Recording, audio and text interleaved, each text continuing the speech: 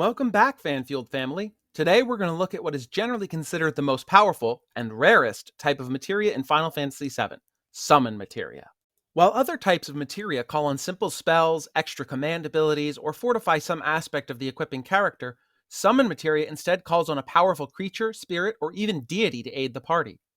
In Final Fantasy VII, this takes the form of a single powerful attack, though in the remake games, summons actually stick around, attack the enemy, and can be called upon to use their special attacks. We're just going to focus on the original game for today. Summons are unique. There's only one of each in the game, though by mastering them, the player can acquire multiple copies. Summons can never be bought, and only one is given to the party through the story. All of the others must be found.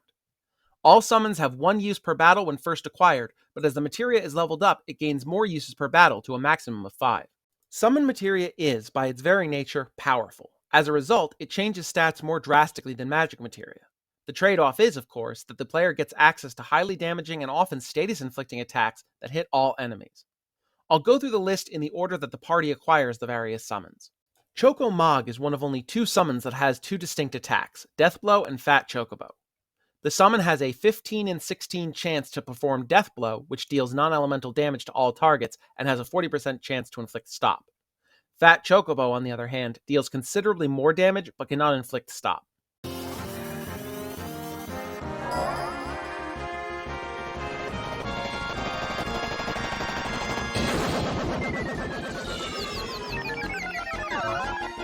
Death Blow calls in a Moogle riding a Chocobo, which charges into the enemy party and explodes.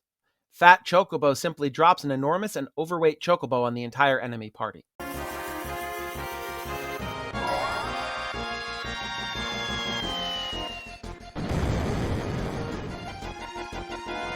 Choco Mog is Wind Element, and as such can be equipped with the elemental support materia on a weapon to give a party member's physical attacks the Wind Element, or on armor to protect against wind. In addition, it can be paired with the added effect support materia to give weapons the stop effect or armor protection from stop. It can be found by speaking to the Chocobo by the fence on the Chocobo Ranch after leaving Calm.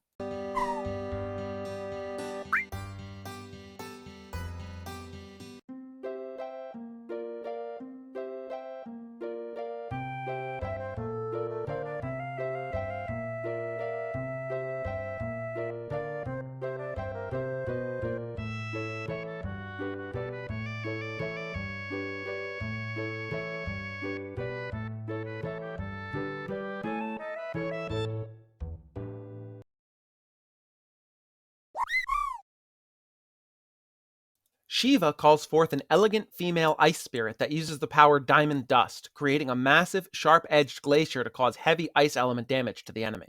Shiva descends from above, raises her hand, calling upon her magic, then gestures forward, scattering her ice, which rapidly grows into a field of ice shards.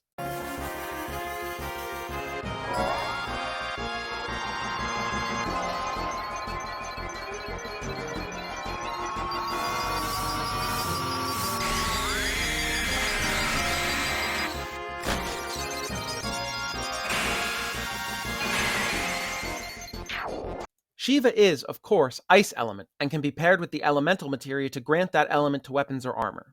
Shiva is given to the party by a young girl named Priscilla shortly after the Bottom Swell boss fight under Junon. Ifrit summons a large, horned, fire elemental beast. It uses the ability Hellfire, inflicting fire damage on all enemies. Ifrit bursts from the ground when summoned, and flames pour from its mouth as it charges up.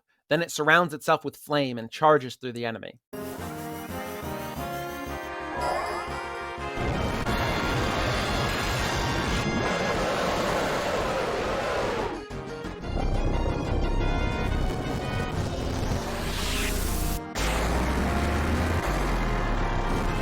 Ifrit is a fire element summon. It can be paired with the elemental materia to add the fire element to weapons or armor. Ifrit is found on the cargo ship after defeating Genova Birth. Rama calls forth an old wizard with a long beard and staff, who casts Judgment Bolt on the enemy party. When cast, a bolt of lightning strikes the ground and a mountain erupts from the impact point. In a flash of light, Rama appears, wreathed in lightning, and he raises his staff, casting his electric judgment on the enemy.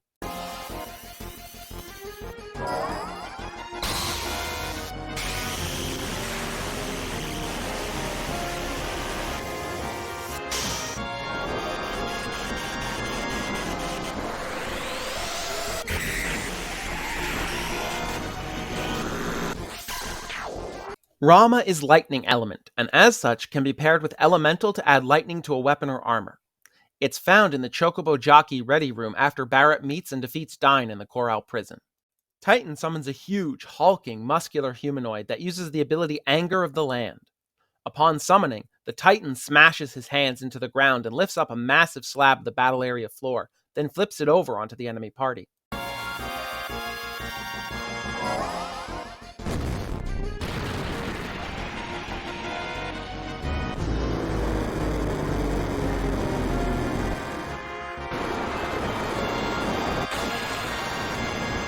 Titan is an earth element summon, and thus can be paired with the elemental materia to add earth to weapons or armor. As Titan is earth element, many flying enemies are outright immune to its attack. It can be found in the vent on the side of the ruined Gungaga reactor. Odin calls upon the chief deity of the Norse pantheon, the All-Father Odin.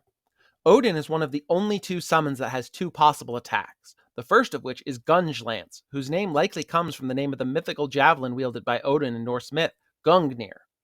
The second is Steel-Bladed Sword, which is a recurring ability in Final Fantasy, sometimes using its Japanese name Zantetsuken. When Odin's Gunge Lance is used, rain starts to fall, and Odin appears on Sleipnir, his legendary steed, then throws Gungnir into the sky. It pierces the storm clouds, creating a large halo of sunny skies, before the lance slams back down into the enemy, dealing massive non-elemental damage.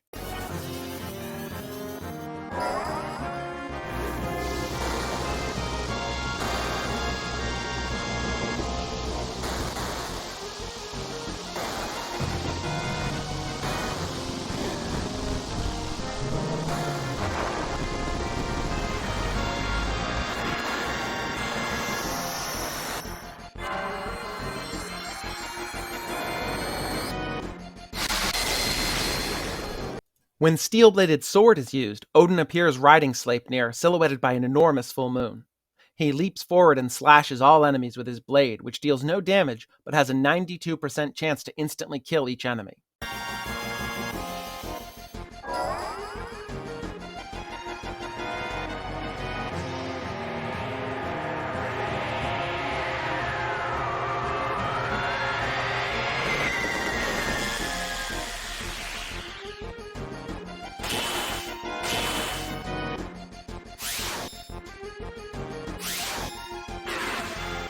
Odin will only use the Gunge Lance if all enemies in the enemy party are immune to the instant death effect. Otherwise, he'll attack with Steel-Bladed Sword.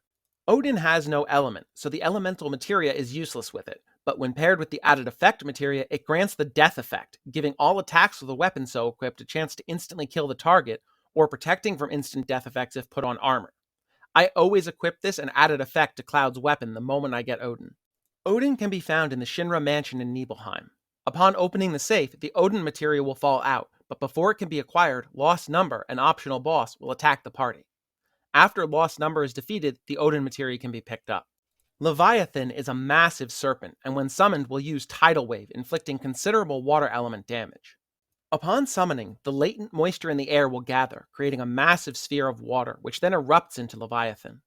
Leviathan rears back, lets out a horrible screech, and an enormous tsunami washes over the enemy.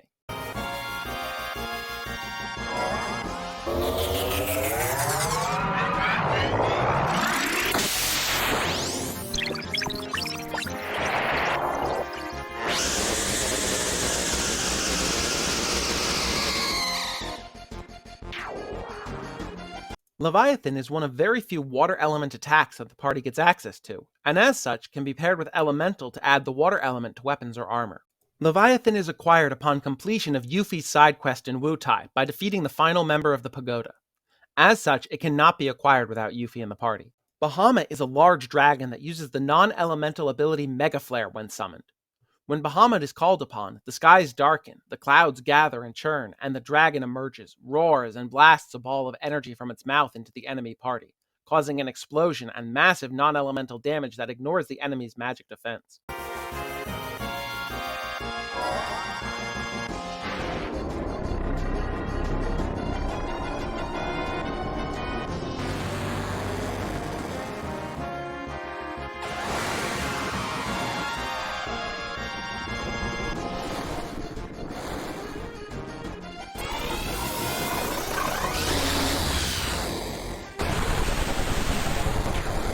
Bahamut is found in the Temple of the Ancients, immediately after the Red Dragon boss battle.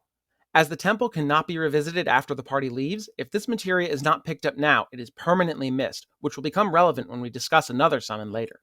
Kajada is an enormous bull with a mountain of ruby on its back, a reference to Arabian mythology where a similar cosmic bull with a mountain made of ruby on its back exists.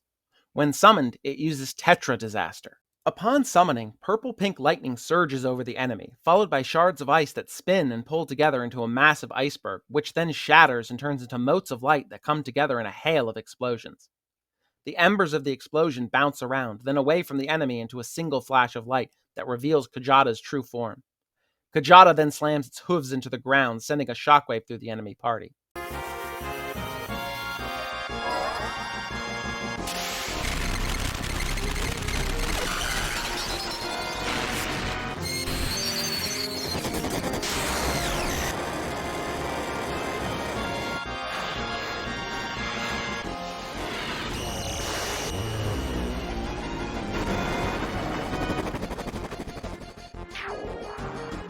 Kajada itself is non-elemental, but the three initial attacks are lightning, ice, and fire respectively. This is a bit of a double-edged sword. If an enemy is weak to any of those elements, the summon will inflict double damage, but if an enemy is immune or absorbs any of those elements, they will take no damage or even heal when hit by it.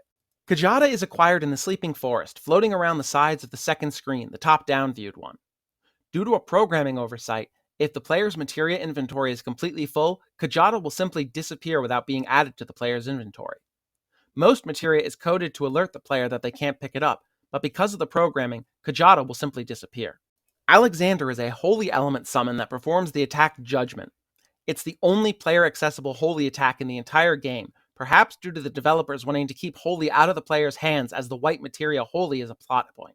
When Alexander is summoned, the ground in front of the enemy party cracks and falls away, and Alexander, an enormous fortress-sized robot, rises from below. It leans forward, its faceplate drops to unveil its eyes, and then it uses its eye beams to carve lines into the ground, which then explode in a burst of holy light.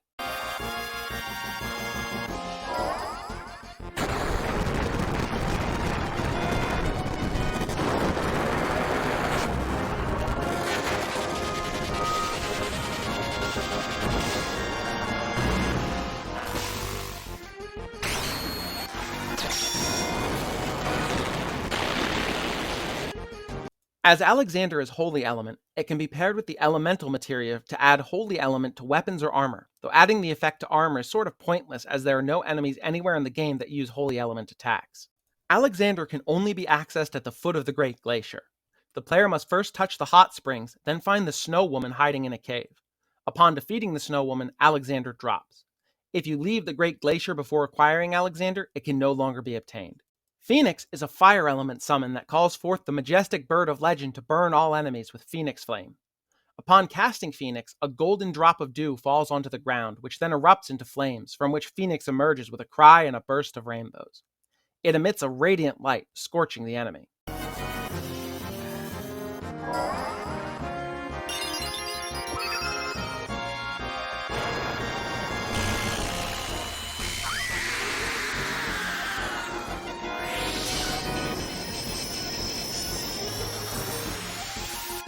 In addition to dealing heavy fire damage to all enemies, Phoenix has a rather useful secondary effect. Leaning into the Phoenix's symbolism of the cycle of life and death, and the myth that the Phoenix will always be reborn from its own ashes, the Phoenix summon will also resurrect any and all KO'd party members upon casting. This has led to a strategy using the final attack support materia, so that when the equipped character is killed, they immediately cast Phoenix and revive themselves and any other fallen party members while dealing fire damage to the enemy. Despite this restorative ability, Phoenix is purely fire element, which means that pairing it with the elemental materia will grant the fire element to weapons or armor. Phoenix is found at Fort Condor. After defeating the final Shinra assault and protecting the huge materia, it will appear outside after the battle is won. If the party loses the battle, Phoenix can be excavated at the camp in Bone Village. Neo Bahamut is the second stage of Bahamut and summons a more powerful version of the dragon to use Giga Flare. Upon casting, black lightning erupts from the ground, and then the earth itself raises up high into the sky. The clouds part, and Neo Bahamut appears, rears back his head, and charges up an enormous beam of golden light that tears through the enemy and shatters the ground they're standing on, dropping them to the ground below.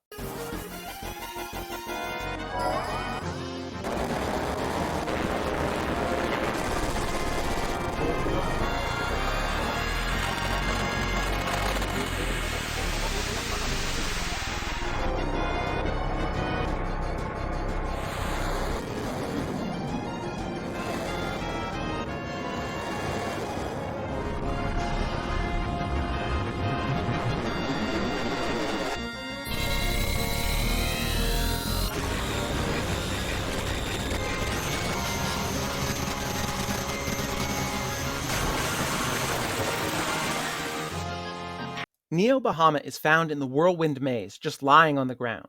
If not acquired here, it is permanently unavailable, as the Whirlwind Maze cannot be returned to. It's important to pick this up for the same reason as Bahamut is, which will be explained in a bit. Hades is a sinister summon that uses the ability Black Cauldron, inflicting non-elemental damage and a number of status conditions. Upon summoning, the sky darkens and 4 flames appear, soon surrounded by a circle of light that then conjures a large, rune-inscribed stone platform. Columns appear around the platform, and Hades appears in a flash of light, hunched over his cauldron, brimming with purple and pink smoke. Hades waves his skeletal hands over the cauldron, and it erupts into a blast of energy that washes over the enemy party.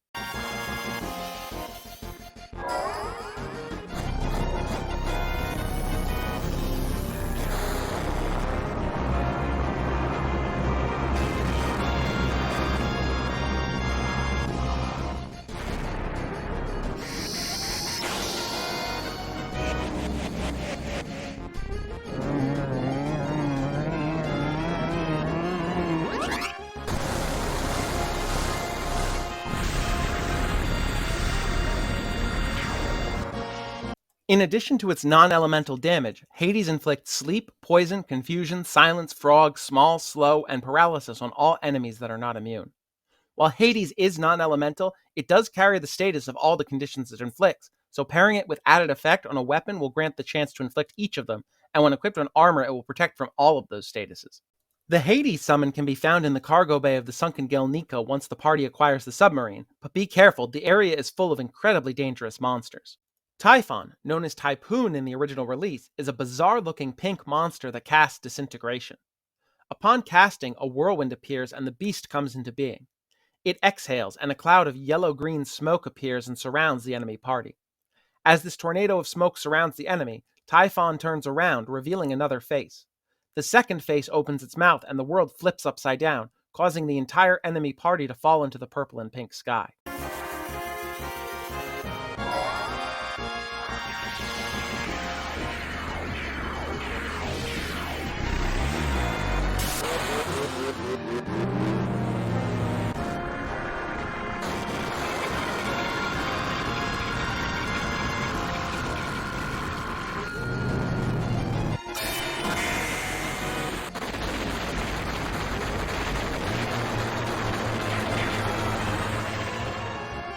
While Typhon inflicts fire, ice, lightning, and earth damage to all enemies, ignoring their magic defense stat, it shares the same weakness of Kajata, as any enemies immune to or healed by any of those elements will ignore the damage entirely or even be healed.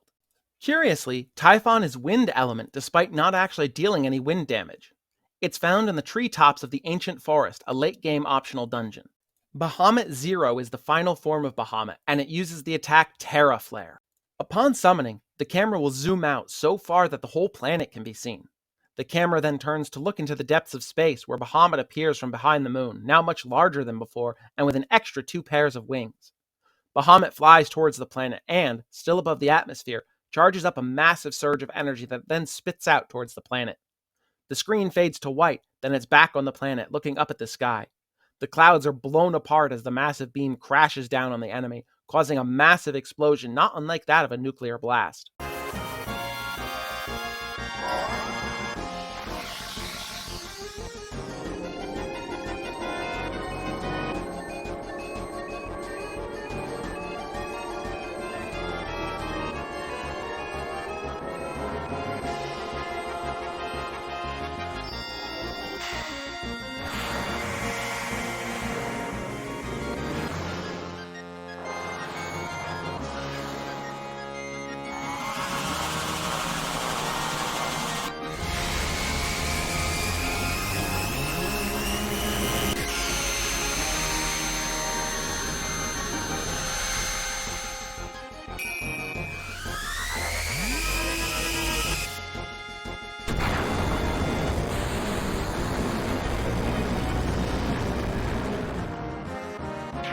Bahamut Zero's attack deals massive damage that ignores the target's magic defense, and while it does cost a lot of MP to summon, the damage is well worth it.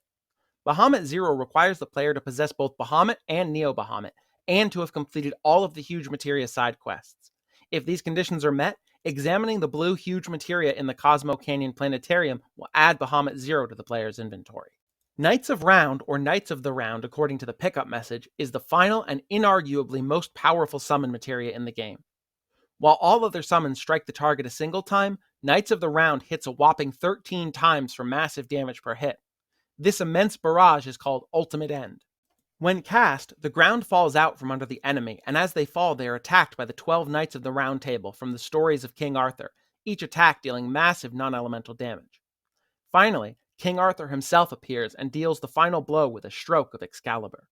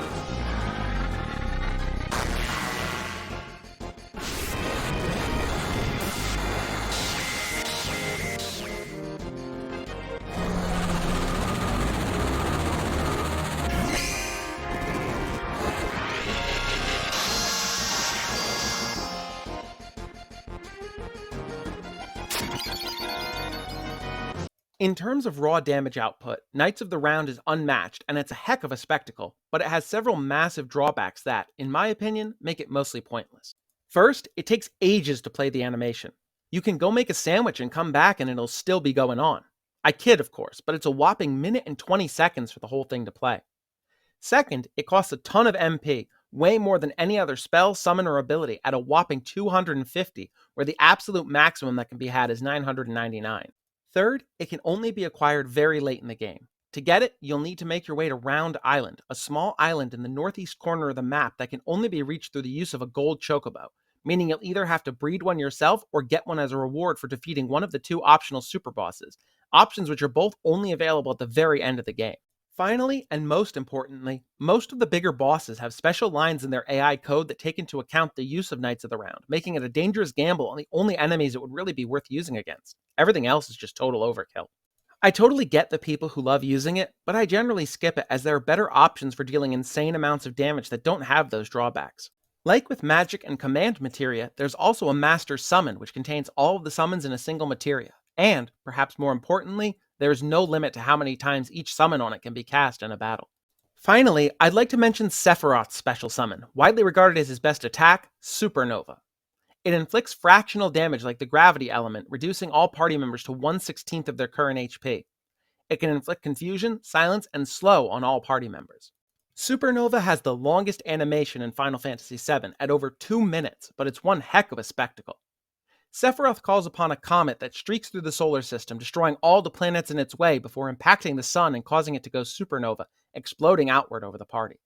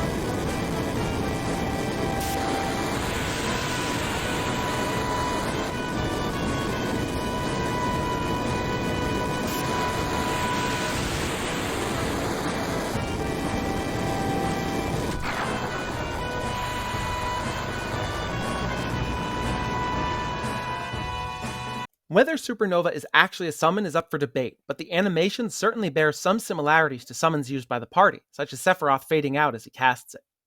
In Crisis Core, one of Sephiroth's fans claims that Supernova is Sephiroth's limit break, but that's not confirmed. The only limit that's 100% confirmed as Sephiroth's limit break is Octoslash. And that's all the summons. What's your favorite summon? Mine's almost certainly Odin. As a fan of Norse mythology, Odin is really cool to me, and the Zontet is just so damn awesome. Thanks so much for watching. This one took a lot of work to get together. I still have one more materia-related video to cover, my favorite single materia enemy skill, which is so involved that it warrants its own video. After that, we'll move on to videos on the super bosses Emerald Weapon and Ruby Weapon. If you liked what you just saw, please consider liking, commenting, and subscribing. It really helps me and the channel out a lot. Summon up an attack on that subscribe button so you don't miss even a single video. There's more to come, so I'll see you in the next one.